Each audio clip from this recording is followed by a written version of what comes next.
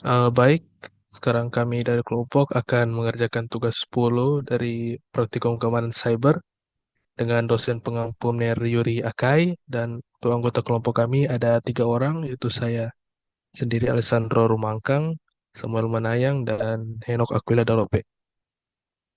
Baru kita lanjut, scroll ke bawah.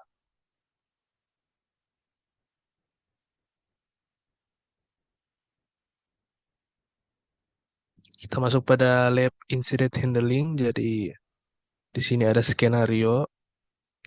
Jadi skenario ini tentang penyebaran yang organisasi kecil, membuat celah removal media dan Windows Share, serta menyebabkan infeksi luas sebelum solusi antivirus sedia. Dengan tahapan risiko dari agen DDoS yang ikut terinstall.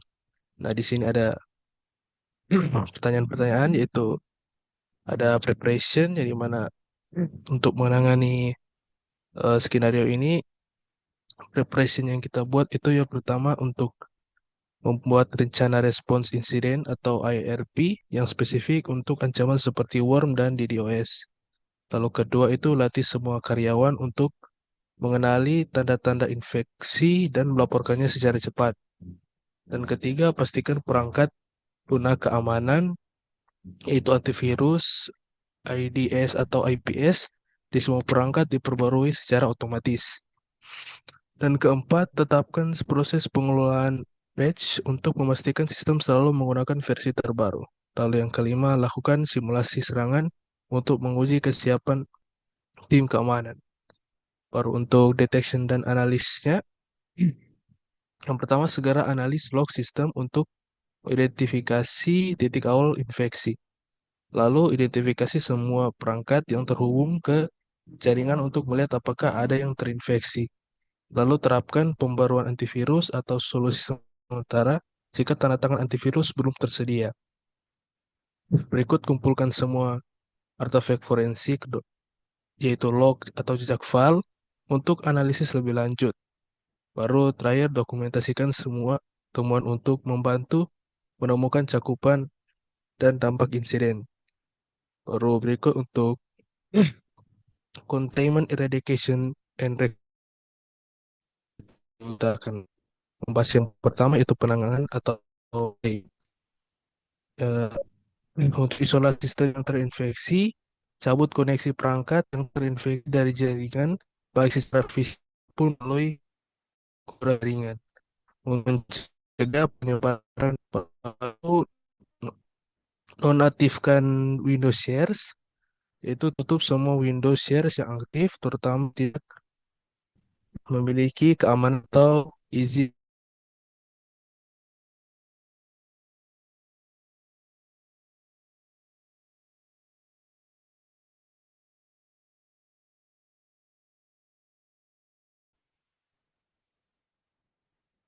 Baru nonaktifkan Windows Shares, itu tutup semua Windows Shares yang aktif, terutama yang tidak memiliki keamanan atau izin akses yang memadai. Baru batasi penggunaan removal media, yaitu hentikan penggunaan media penyimpanan eksternal sementara waktu hingga ancaman sepenuhnya dikendalikan. Baru berikut untuk pemusnahan atau eradication, yaitu pindai dan bersihkan sistem dengan menggunakan alat antivirus atau anti malware yang memiliki tanda tangan terbaru untuk mendeteksi dan menghapus worm serta DDoS agent dari perangkat yang terinfeksi. Baru periksa dan hapus file mencurigakan dengan kita identifikasi file sistem yang telah dimodifikasi oleh worm dan kembalikan file tersebut ke versi asli atau hapus jika tidak dapat diperbaiki. Baru terapkan patch dan pembaruan, yaitu perbarui semua perangkat lunak dan sistem operasi yang menutup kerentanan yang dieksploitasi oleh worm. Baru yang ketiga, pemulihan atau recovery. Yang pertama, pulihkan sistem dari backup. Jika sistem yang terinfeksi tidak dapat dibersihkan, lakukan pemulihan data dari backup yang bersih dan sudah diverifikasi. Baru uji sistem setelah pemulihan. Pastikan sistem yang dipulihkan berfungsi normal dan tidak ada jejak infeksi yang tersisa. Baru pantau aktivitas jaringan dengan gunakan alat pemantauan jaringan untuk mendeteksi aktivitas tidak biasa setelah pemulihan, seperti upaya penyebaran ulang worm atau komunikasi DDoS agent. Baru di sini ada post incident activity. Jadi setelah insidennya selesai, langkah pertama adalah melakukan evaluasi menyeluruh melalui rapat post mortem untuk mengidentifikasi penyebab utama, kelemahan keamanan, dan efektivitas respons yang telah diambil. Kebijakan keamanan harus diperbarui untuk mencakup langkah-langkah mitigasi yang lebih baik, termasuk peningkatan sistem deteksi seperti antivirus, firewall, dan IDS atau IPS. Semua proses penanganan insiden didokumentasikan untuk referensi dan jika diperlukan laporan insiden disampaikan kepada pihak eksternal seperti pelanggan atau regulator.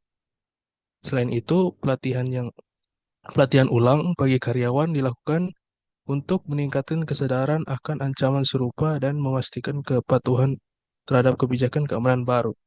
Pemantauan jaringan aktif diterapkan untuk mendeteksi aktivitas mencurigakan, sementara simulasi insiden dilakukan secara berkala untuk menguji kesiapan tim keamanan. Dengan langkah ini, organisasi dapat memperkuat sistem keamanan dan mencegah insiden serupa di masa depan.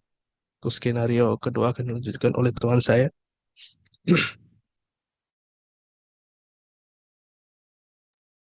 Perkenalkan, nama saya Henok Dalope. Di sini saya akan melanjutkan untuk part yang berikut, di mana sini ada skenario yang kedua.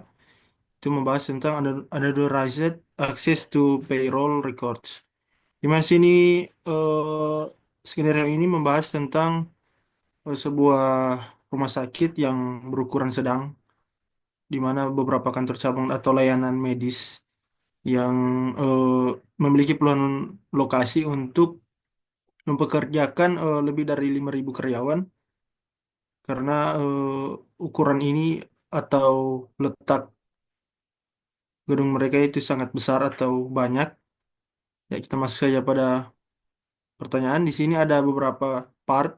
Itu yang pertama, persiapan untuk atau preparation. Di sini beberapa poin. Itu yang pertama, di sini tinjau dan perbarui kebijakan keamanan fisik serta prosedur penggunaan workstation. Yang kedua yaitu lakukan pelatihan ulang untuk seluruh staf bagian keuangan dan administratif tentang praktik keamanan dasar. Yang ketiga yaitu aktifkan penguncian layar otomatis di semua komputer pada sistem sensitif atau misalnya payroll. Yang keempat yaitu simulasikan skenario pelanggaran fisik dan pastikan semua CSIRT siap menanganinya. Yang kelima yaitu pastikan sistem log endpoint, server payroll, dan CCTV terintegrasi dengan pemantauan MSSCP. Dan yang keenam yaitu koordinasikan peran antara tim CSIRT lokal dan juga tim koordinasi pusat. Part yang berikut yaitu detection and analysis. Yang pertama yaitu kumpulkan kesaksian dari administrator payroll dan catat waktu kejadiannya. Yang kedua yaitu ambil dan analisis rekam CCTV di area kantor tersebut. Yang ketiga, lakukan audit log penuh dari sistem payroll selama 24 jam terakhir. Yang ke Part yang berikut yaitu koordinasi dengan MSSCP untuk menganalisis lalu lintas jaringan dari endpoint tersebut. Yang berikut, lakukan forensik digital untuk melihat file-file apa saja yang diakses. Yang berikut, periksa apakah ada pencatatan aktivitas USB, email, atau upload data yang mencurigakan. Yang berikut, tim CSIRT lokal bertugas mengumpulkan bukti lalu menyerahkan ke tim koordinasi untuk evaluasi bersama. Dan yang poin terakhir yaitu gunakan peris atau untuk klasifikasi aktor eksternal dan juga action, issue, aset, dan juga POS system atau desktop. Dan yang berikut akan dilanjutkan oleh teman saya. Oke, kita lanjut ke tahap yang ketiga yaitu containment atau penanganan, lalu eradication atau pemusnahan, lalu recovery atau pemulihan. Yang pertama itu containment. Jadi tahapnya itu terdiri dari isolasi sistem terduga dengan cara melepaskan workstation payroll dari jaringan untuk mencegah potensi penyebaran atau eksfiltrasi data. Eh, yang kedua dari penanganan yaitu bekukan aktivitas pengguna terkait itu dengan menonaktifkan sementara akun payroll administrator sampai eh, penyelidikan selesai. Lalu aktifkan kebijakan penguncian otomatis dengan cara menerapkan kebijakan autolog pada semua perangkat sensitif di lingkungan organisasi. Kemudian yang terakhir dari penanganan yaitu batasi akses ke sistem payroll eh, dengan cara untuk sementara waktu bisa membatasi akses hanya kepada personel yang telah diverifikasi dan diawasi langsung. Kemudian proses pemusnahan atau eradication, yang pertama itu analisis forensik sistem, melakukan image capture workstation dan analisis untuk mendeteksi jejak akses tidak sah, malware atau skrip otomatisasi. Lalu hapus program atau sesi berbahaya. Jika ditemukan malware, trojan, atau software yang mencurigakan, segera hapus dari sistem. Kemudian yang ketiga atau yang terakhir dari eradication, itu pemutusan koneksi ke akun atau perangkat mencurigakan, yaitu dengan cara memblokir koneksi yang berasal dari alamat IP yang tidak dikenal atau perangkat eksternal yang terhubung ke sistem. Kemudian recovery atau pemulihan, yaitu bisa dilakukan dengan cara memulihkan sistem dari backup yang aman. Jika terdapat perubahan mencurigakan, kembalikan sistem payroll menggunakan cadangan terakhir yang sudah diverifikasi. Kemudian yang kedua, uji sistem sebelum digunakan kembali dengan cara melakukan pengujian fungsional dan keamanan sebelum mengaktifkan kembali sistem untuk penggunaan normal. Kemudian yang ketiga, aktifkan sistem audit dan logging tambahan dengan cara meningkatkan pelacakan aktivitas user dan log file pada sistem payroll untuk deteksi dini ke depan. Lalu kembalikan akses secara bertahap. Setelah sistem aman, berikan kembali akses kepada staf yang telah diverifikasi sesuai perannya. Kemudian yang terakhir dari recovery adalah berikan laporan kemajuan ke manajemen dan CSIRC pusat dengan cara melaporkan tindakan yang telah diambil dan status pemulihan secara berkala. Kemudian pada tahap yang terakhir yaitu post incident activity. Yaitu yang pertama ada dokumentasikan insiden secara lengkap, yaitu mencatat kronologi, temuan forensik, dan tindakan yang diambil. Kemudian yang kedua, lakukan analisis akar penyebab atau root cause analysis, lalu dengan cara mengidentifikasi faktor utama yang memungkinkan insiden terjadi, misalnya kelalaian pengguna, kurangnya kebijakan, eh, penguncian otomatis. Kemudian yang ketiga, evaluasi respons tim CSIRT dan MSSP eh, dengan cara meninjau efektivitas koordinasi dan respon teknis selama penanganan insiden. Lalu yang keempat, perbarui kebijakan dan SOP keamanan. Revisi aturan terkait akses fisik, pengelolaan akun, dan pelaporan insiden. Kemudian berikan pelatihan ulang kepada staf terkait.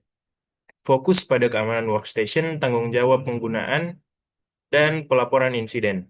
Kemudian laporkan insiden ke pihak regulator jika perlu. Jadi ini opsional.